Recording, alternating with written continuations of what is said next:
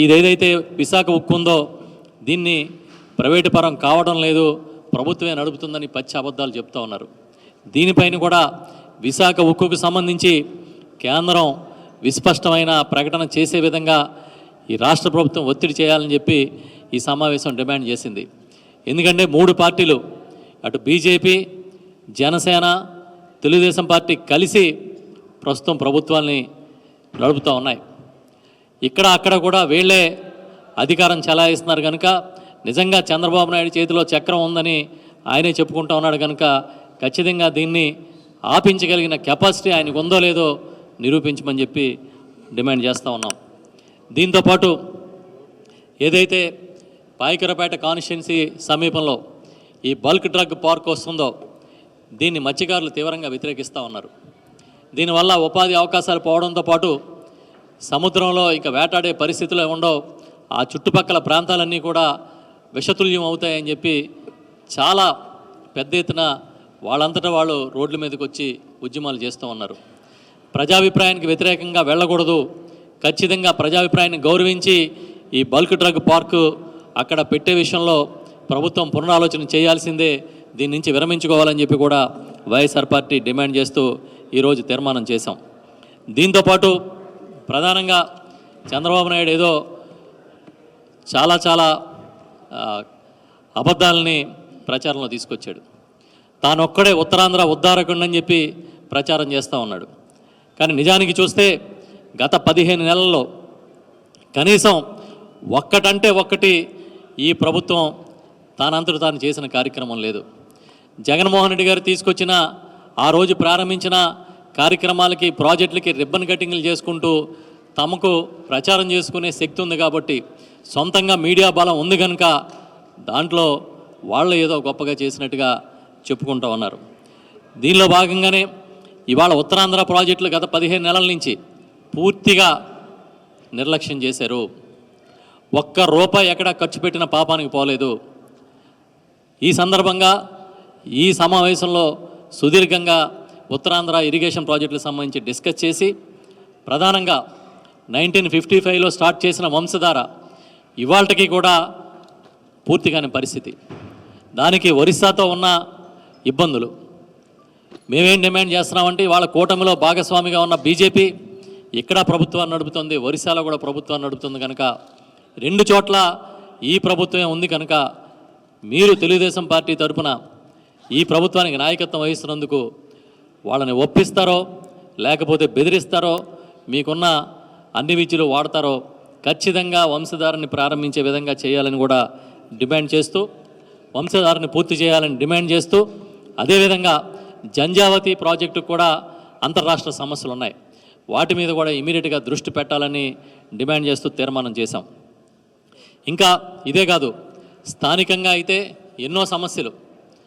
మొన్ననే మీరు చూశారు, విశాఖపట్నంలో చాలా దుర్మార్గంగా చిన్న ఉపాధి పనులు చేసుకోవడానికి, లేదంటే వాళ్ళని వాళ్ళు పోషించుకోవడానికి, తమ కాళ్ళ మీద నిలబడడానికి వీధి వ్యాపారాలు చేసుకుంటున్న వాళ్ళని రోడ్డున పడేశారు.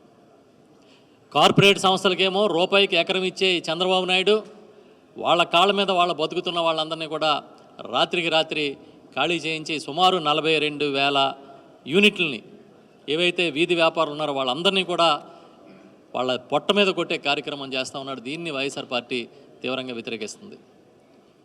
ఇంత దుర్మార్గం ఎక్కడ చూడలే.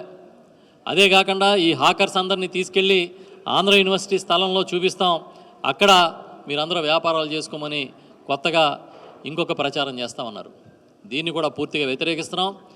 మేము ఈ చిరు వ్యాపారుల పక్షాన నిలబడతాం, వాళ్ళ కోసం, వాళ్ళ ఉపాధి అవకాశాలు మెరుగుపరచడం కోసం ఖచ్చితంగా వాళ్ళ వెంట నిలబడతామని చెప్పి ఈ సమావేశంలో డిస్కస్ చేయడం జరిగింది. ఇదే కాకుండా ఇవాళ భూ కేటాయింపులు చూస్తే ఇంత పచ్చి అబద్ధాల ప్రభుత్వం ఇంకెక్కడ ఉండదు. ఎకరం 99 పైసలు, విశాఖపట్నంలో ఎకరం 99 పైసలకి భూములు కేటాయించారు, టీసీఎస్ కానీ కాగ్నిజెంట్కి కానీ. ఇవాళ కొన్ని కంపెనీలు, ప్రధానంగా టీసీఎస్ లాంటి కంపెనీలు తమ ఉద్యోగుల్ని కుదిస్తూ ఉన్నారని పత్రికల్లో వార్తలు వస్తున్నాయి. సుమారు 12,000 మంది ఉద్యోగుల్ని ఇక్కడ ఉద్యోగాలు క్రియేట్ చేస్తామని చెప్పిన టీసీఎస్, ఒక పక్క వేరే చోట్ల ఉద్యోగాలు తగ్గిస్తూ ఉంటే మీరు 99 పైసలకు ఎకరం ఇచ్చి ఇక్కడేదో మేము చాలా ఉద్ధరించబోతున్నామని చెప్పి ఆ లోకేష్ గారు ప్రకటనలు చేస్తూ ఉన్నాడు. మేము అడుగుతున్నాం, దీనికి సంబంధించి నిజానిజాలు చెప్పండి. భూములు కేటాయించడం కాదు, వాటి సద్వినియోగం ఏంటి, ఈ ప్రాంత నిరుద్యోగులకి ఏ విధంగా ఉపయోగపడతారు, వారికి కావలసిన మ్యాన్ పవర్ని స్పెషల్గా మీ ఏదైనా స్కిల్ డెవలప్మెంట్ చేసి అందిస్తారా, మీ దగ్గర ఉన్న ప్రణాళిక ఏంటి చెప్పమని డిమాండ్ చేస్తున్నాం.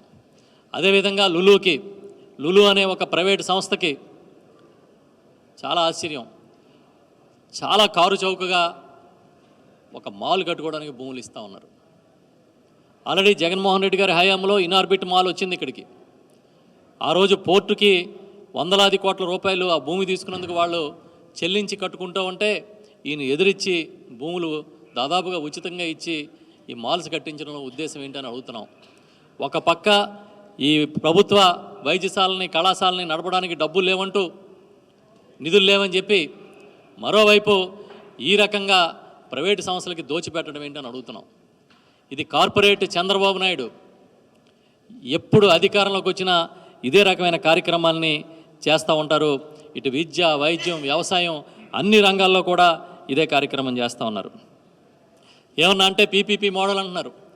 పీపీపీ అంటే ప్రజల సొమ్ముని పక్కదారిలో పంచుకోవడం అని చెప్తున్నాం మేము. మీ పంపకాల కోసమే ఈ భూములు కేటాయింపులు అని చెప్పి వైఎస్ఆర్ పార్టీ గట్టిగా చెప్తూ ఉంది. తక్షణమే వీటన్నిటిని కూడా రివ్యూ చేయాలని మేము డిమాండ్ చేస్తూ ఉన్నాం. ఇదే కాదు, పబ్లిసిటీ ఏమో పీక్లో ఉంటుంది, అక్కడ పని చూస్తే ఏముండదు. నిన్న ఆటో సోదరులకి ఒక డబ్బులు వేసేమని చెప్పి ఆటోలో తిరుగుతున్నారు. ఒక ఆటోలో చంద్రబాబు, ఇంకో ఆటోలో లోకేష్ బాబు, ఇంకో ఆటోలో పవన్ కళ్యాణ్ బాబు. అసలు ఇంత పెద్ద ఆటో కార్యక్రమం చేస్తే రవాణా శాఖ మంత్రి ఎక్కడ కనపడ్డు. ఏ కార్యక్రమం చేసినా లోకేష్ ఆ డ్రెస్ వేసుకుని ఆయనే నడుపుతూ ఉన్నాడు. వాళ్ళు విద్యాశాఖ మంత్రికి దీనికి సంబంధం ఏంటి? వాళ్ళు ట్రాన్స్పోర్ట్ మినిస్టర్ ఏమైపోయాడు? అసలు ఆటోలు ఎన్ని ఆటోలకి ఇవ్వాలి, ఎన్ని ఆటోలకి ఇచ్చారు? మొత్తం రోజు చంద్రబాబు నాయుడు నెలకు ఒక రోజు ఆ పెన్షన్లు ఇవ్వడానికి రావడం ఓ డ్రామా, ప్రజల్ని మభ్యపెట్టే కార్యక్రమం తప్ప మరొకటి ఏమీ జరగట్లేదనే విషయాన్ని కూడా ఈ సందర్భంగా చెప్తూ ఉన్నాం. ఇదే కాకుండా చాలా అంశాలు ఈరోజు డిస్కస్ చేసాం. ప్రత్యేకించి ఉత్తరాంధ్ర అభివృద్ధికి సంబంధించి పూర్తిగా నిర్లక్ష్యం జరుగుతోంది. చంద్రబాబు నాయుడు మాటలు తప్ప, కోతలు తప్ప ఏమీ లేదు. విశాఖపట్నంలో భూములు అమ్మడం, అమరావతికి అప్పులు చేసైనా సరే తమ రియల్ ఎస్టేట్ పెంచుకునే కార్యక్రమం ఈ రెండే చేస్తూ ఉన్నాడనే విషయాన్ని చాలా గట్టిగా చెప్తున్నాం.